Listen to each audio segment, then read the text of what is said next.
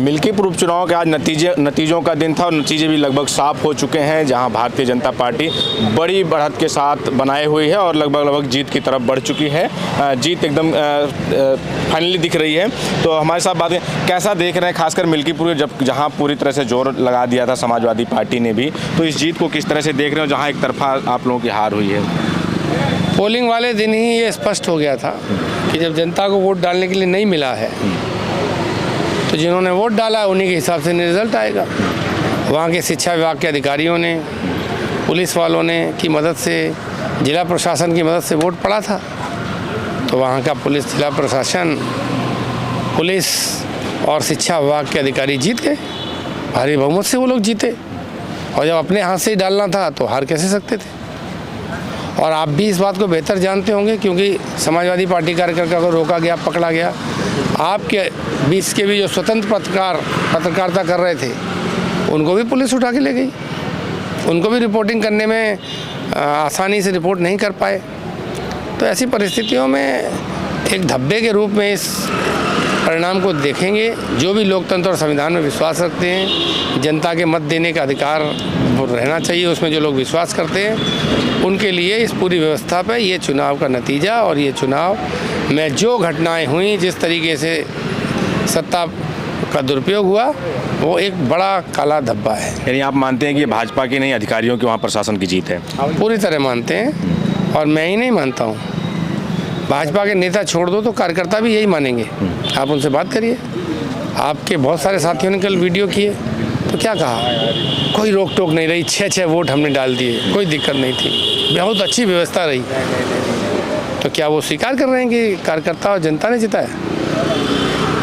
तो आप खुद देखेंगे, सब जानते हैं। इस समय समाजवादी पार्टी चुनाव आयोग पे हमलावर है और चुनाव आयोग, आपको लोगों का आरोप है कि चुनाव आयोग ने हमारी किसी भी शिकायत पर संज्ञान नहीं लिया। तो आगे कैसे देख रहे हैं चुनाव आयोग पर आप लोगों का कैसा हो रहेगा, क्या स्टैंड रहेगा? देखिए, उपचुनाव है तो पूरी सरकार का, पूरे प्रशासन का, सबका फोकस हो जाता है। एक एक नेता को, एक एक कर्मचारी को छांट के उसको किनारे करना, उसको उठा लेना, बंद कर देना। जो भी कर्मचारी उनके 100% बात मनमाना करने को तैयार न हो, उसे चुनाव व्यवस्था से अलग कर देना, ये आम चुनाव में संभव नहीं होता।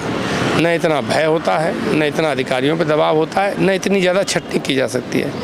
हम लोग आयोग पे नहीं हैं, हम लोग तो संविधान और लोकतंत्र को जिंदा रखना चाहते हैं। और अगर जिंदा रखना है तो संवैधानिक संस्थाओं का जिंदा रहना बहुत ज़रूरी है।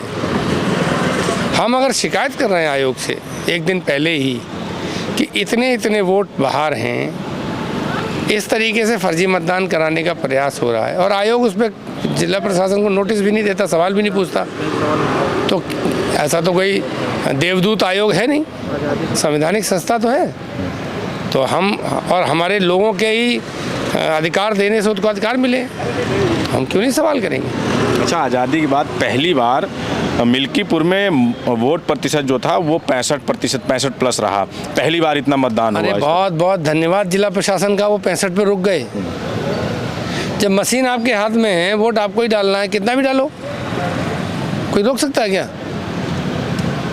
भाई, मतदान प्रतिशत पे 65% पे हम गर्व करते यदि जनता ने लंबी लाइन लगा दी होती। जब एक एक आदमी को 8 वोट 6 डालना था, उसी से 16 डलवा देते तो मतदान प्रतिशत जो है 85 हो जाता।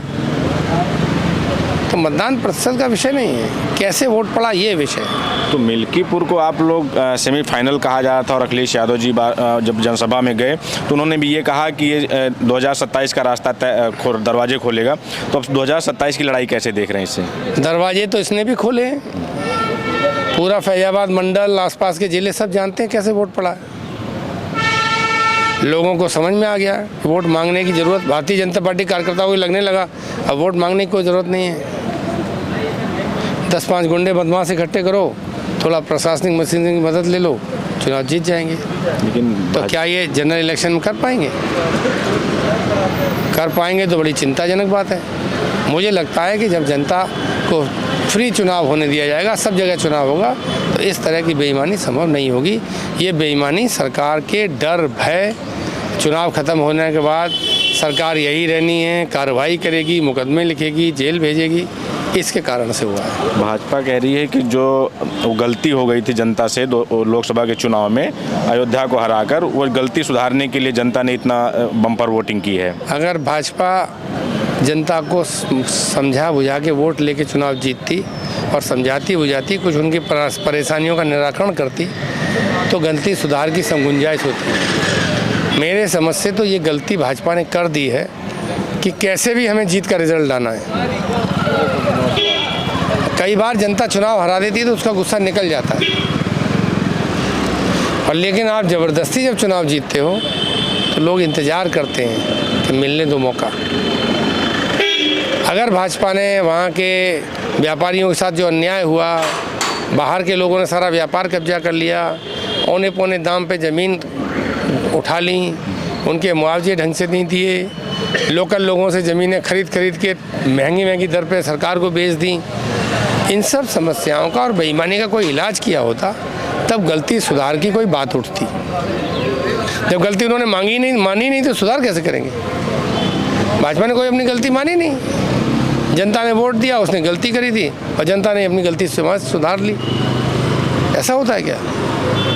जनता गलती नहीं करती, गलती पार्टी करती है, नेता करते हैं। ठीक है, तो ये उदयवीर जी थे, अपनी बात रख रहे थे। इनका मानना है कि ये पहले दिन से ही लगातार आरोप लगा रहे हैं कि जिस तरह से वहाँ वोटिंग वाले दिन से ही कि आयोग पर पूरी तरह से, चुनाव आयोग पर इनका निशाना था, और कह रहे थे कि आयोग ने हमारी किसी भी शिकायत को नहीं सुना, और जो जीत हुई है इस जीत को चुनाव आयोग की और वहाँ का जो मिल्कीपुर और अयोध्या का प्रशासन है उसकी जीत मानते हैं, ना कि भाजपा की जीत।